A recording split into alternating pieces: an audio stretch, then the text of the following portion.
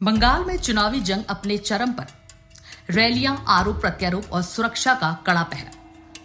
क्या इस बार सच में होगा सत्ता परिवर्तन या फिर ममता का किला रहेगा कायम?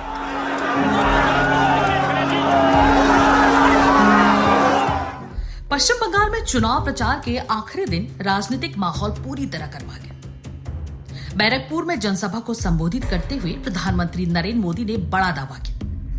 उन्होंने कहा कि बंगाल अब बदलाव चाहता है और 4 मई के बाद नई सरकार बनने का भरोसा जताया। प्रधानमंत्री ने जनता से भावात्मक जुड़ाव दिखाते हुए खुद को उनके परिवार का हिस्सा बताया। वहीं दूसरी ओर मुख्यमंत्री ममता बनर्जी ने भी जीत का दावा किया और उन्होंने कहा कि जनता का समर्थन साफ दिख रहा है और जीत सिर्फ समय की बात है। चुनाव से पहले राज्य में सुरक्षा के कड़े इंतजाम किए गए हैं।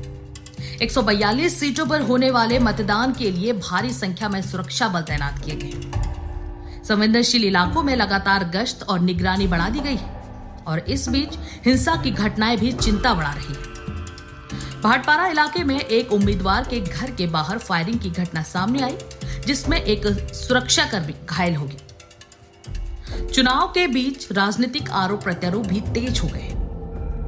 एक तरफ विपक्ष चुनाव प्रक्रिया पर सवाल उठा रहा है, तो वहीं दूसरी तरफ सत्ता पक्ष निष्पक्ष मतदान का दावा कर रहा है। विश्लेषकों की माने तो इस बार मुकाबला बेहद कांटे का है। मतदाता बड़ी संख्या में मतदान में हिस्सा ले रहे हैं, जो इस चुनाव को और भी दिलचस्प बना रहा है।